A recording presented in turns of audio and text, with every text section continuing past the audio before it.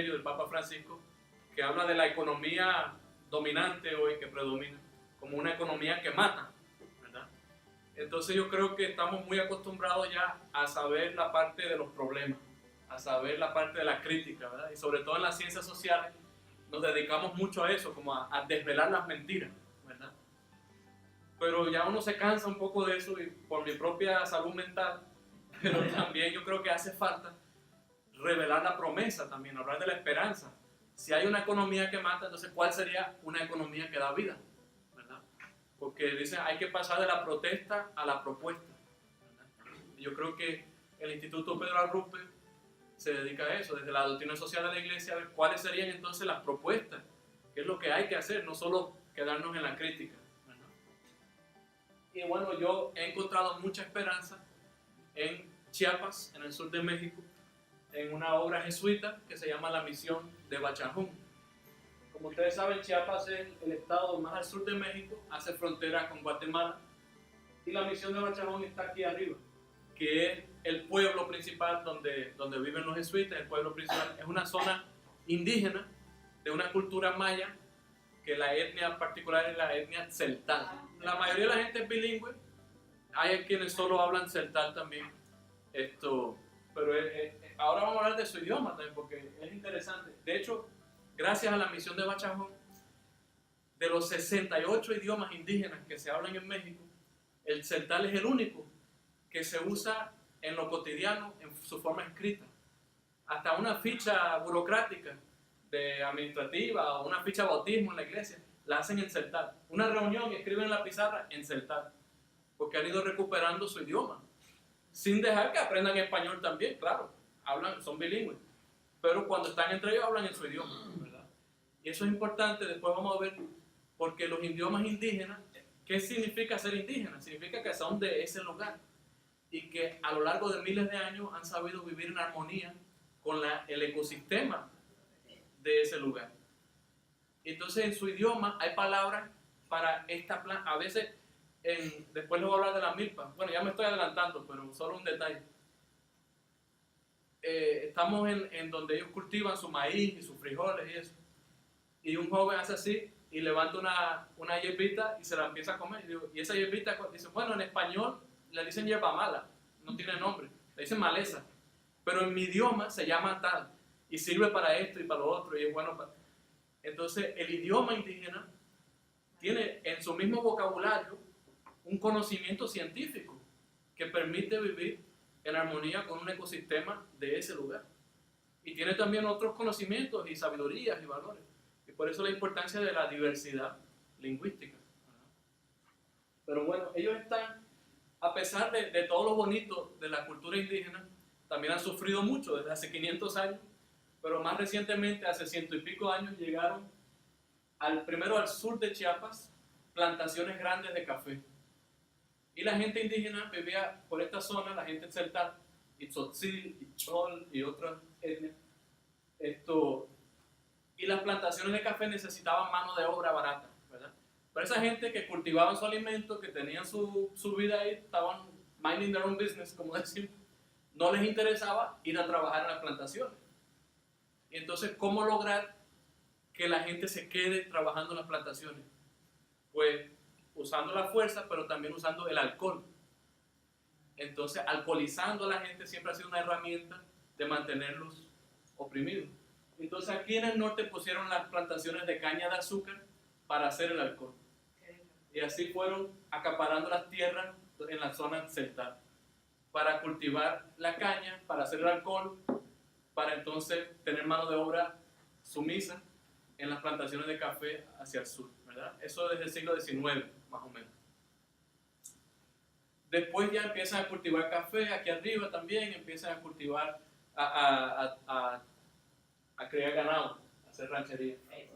Después de muchos años de prácticamente vivir como esclavos en su propia tierra, porque eran estas plantaciones, ellos eran peones acasillados, que significa, era un sistema que le dicen baldío, donde el dueño de la finca les permitía tumbar un poquito del bosque para cultivar su alimento, pero entonces ellos quedaban endeudados con el dueño y le tenían que pagar en trabajo. Entonces trabajaban 6 días y un día cultivaban su alimento, que también era una manera de no tener que pagarle porque ya ellos comían con eso. Y una manera de que fueran tumbando bosques para ella gratis, para entonces poner su ganado, ¿verdad? Entonces era prácticamente vivir como esclavo en su propia tierra. Hasta que en los años 90, en el mismo contexto que lo de los zapatistas y todo eso, pero en realidad como algo paralelo, como overlapping, ¿verdad? Con todo ese movimiento que hubo en los 90, logran recuperar sus tierras. En realidad todo eso empezó desde mucho antes, con el obispo Samuel Ruiz, que ahorita vamos a hablar de Samuel Ruiz, porque aquí ven que hay una iglesia, que es lo que dice por ahí el documento de Vaticano II. Este obispo era el obispo de Chiapas cuando el Vaticano II, y él participó en la comisión de Ad Gentes.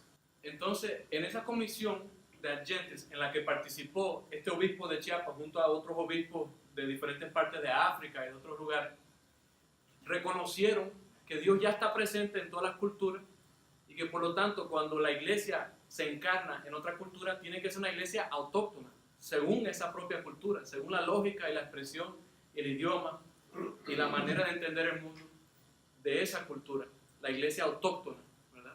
Y que desde ahí pueden contribuir a la iglesia más ampliamente. Y por eso no nos debe de extrañar que si optaron realmente por lo que es la inculturación, ¿verdad? Que después Pedro Arrupe fue el que nos ayudó a los jesuitas a entender eso. Los jesuitas llegan desde el 58 a esta zona. Al principio con una mentalidad a la antigua, ¿no? De bautizar, misa y se acabó, ¿verdad? Y enseñar español. Por eso, ¿verdad? Ellos no respetaban mucho la cultura. Pero de repente, Vaticano II, un obispo súper visionario que tuvo la comprensión de lo que era la cultura indígena, y en ese mismo tiempo Pedro Arrupe, que ayuda a estos jesuitas a entender que sí, que eso nos toca, que eso tiene un sentido, entonces optan por la cultura indígena. Y esto, por ejemplo, es una misa dentro de la iglesia, pero están en un altar maya que representa los 4 colores del maíz, que al mismo tiempo son los 4 puntos cardenales y los 4 elementos del universo, y es toda una cosmovisión maya, ¿verdad? Pero al mismo tiempo es una misa con sacerdotes, con diáconos, ¿verdad? Y entonces ellos dicen, somos católicos, pero desde quienes somos, desde nuestra cultura. Y optaron por la inculturación. Al mismo tiempo, en América Latina, Samuel Ruiz participa en Medellín y Puebla, en esas reuniones de obispos donde dicen, ¿en qué se traduce el Vaticano II en América Latina? En optar por los pobres también. Estas eran gente que vivían prácticamente como esclavos en su propia tierra. Entonces optan por su cultura, pero también por la lucha, por sus derechos, por la justicia, desde esa realidad sumamente injusta.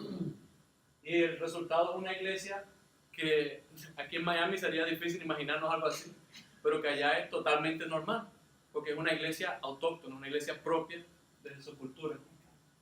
Y una parte para ellos muy importante es tener líderes en la iglesia que son del mismo pueblo, que son de la misma comunidades donde vive la gente. Son familias campesinas que viven mayormente en aldeas pequeñas, ellos les dicen comunidades.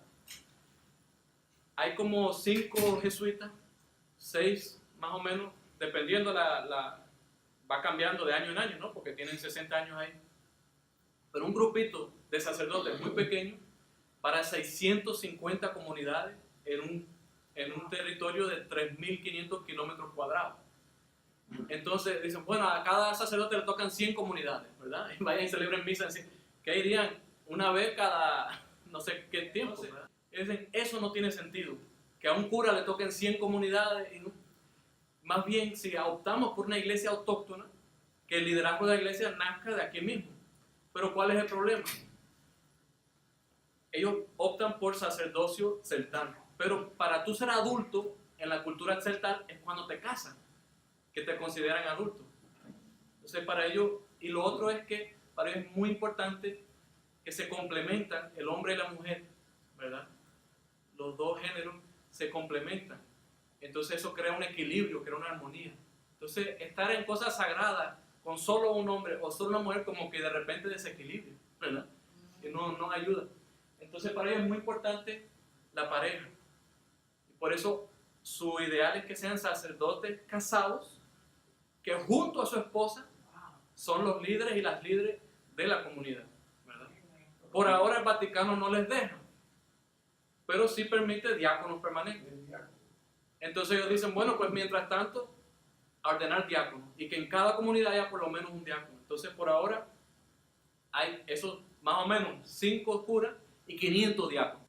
Cuando vivan por 200 más o menos, Juan Pablo II puso un poco el freno porque dijo, no, ese no es el modelo que entienden desde el Vaticano y tal. Entonces dijeron, no, no hay problema. Y siguieron preparando a la gente para ese servicio, lo único que simplemente les decían prediácono, esperando que llegara un papa que sí los ordenara. Pasó Juan Pablo II, pasó Benedicto y ahora Francisco dio el permiso y todos esos prediáconos se han estado ordenando en tandas de 100 a la vez, de 50 a la vez. Y ya tenemos diáconos. Y como ven, se ordenan junto con su esposa según el rito exceltar, que tiene como una alfombra de petate que marca la tierra sagrada, ¿verdad? Cuando hay un petate, que es como un tejido de una palma, y con esas palmas y tal. Todo eso son símbolos mayas propios de la cultura indígena dentro de un rito de ordenación del clero católico, ¿verdad? Entonces estos son diáconos que se están ordenando, y ahí está el obispo. Entonces aquí tenemos, como ven, esto sería una oración típica cuando hay un evento importante. Esto es la inauguración de una emisora de radio. En esa iglesia y en esa cultura, lo que es economía, política, religión, medios de comunicación, no son cosas separadas, sino así como el Papa habla en Laudato Si de la ecología integral, pues así mismo una religión integral, una vida integral, ¿verdad? Entonces, para ellos todo está conectado. Entonces aquí están con su altar maya, ven los 4 colores del maíz, que es amarillo, rojo, blanco y morado, o negro, y un montón de otros productos agrícolas. Aquí está el Evangelio en celtal, aquí hay una cruz cristiana, por supuesto, y la Virgen de Guadalupe siempre está ahí, aunque no se ve. Entonces, aquí tienen su soberanía cultural, su soberanía religiosa, porque dicen, somos católicos pero a nuestra manera. Al mismo tiempo, ven, hay como 5 diáconos por ahí, ¿verdad?, con su estola, y un solo cura. Ahí van viendo el modelo de iglesia que van formando. Este que tiene bastón es una de las autoridades, es lo que le dicen un principal, ¿verdad? Que son la gente mayor que a lo largo de toda su vida han estado sirviendo con respeto, con seriedad, con generosidad a la comunidad. Entonces les dan la autoridad de ser, le dicen principales, principaletic en celtal. Como ven, es un ritual largo que tiene violines, tiene como el lambí, dicen, el caracol que sopla, ¿verdad? Eso es la música que hacen. ¿Por qué están inaugurando una emisora de radio? Porque entonces quieren tener medios de comunicación en su idioma, también en celtal, y con la música que los jóvenes de ahí producen. Entonces para ellos, todo eso, lo que es las comunicaciones, la cultura, la religión, la política, porque entonces ellos están también creando su propio autogobierno indígena, sacando a los partidos políticos, que en su mayoría son muy corruptos, y generando un autogobierno propio al modo indígena, con más participación, con más equidad de género, con más accountability, ¿no? Más transparencia también. Y también vemos que hay gente que los apoya desde fuera. Esta es una abogada de migración de Seattle, que es muy amiga de la misión de Bachajón. Este es otro colaborador de Guadalajara, que está ahí, que trabajó mucho tiempo en la cooperativa. Bueno, en fin, lo que les quiero comunicar con eso es que de lo que voy a hablar en realidad es un proyecto súper integral, donde todo está conectado, que incluye todas las dimensiones de la vida, desde la iglesia y desde la visión de Vaticano II y la doctrina social de la iglesia.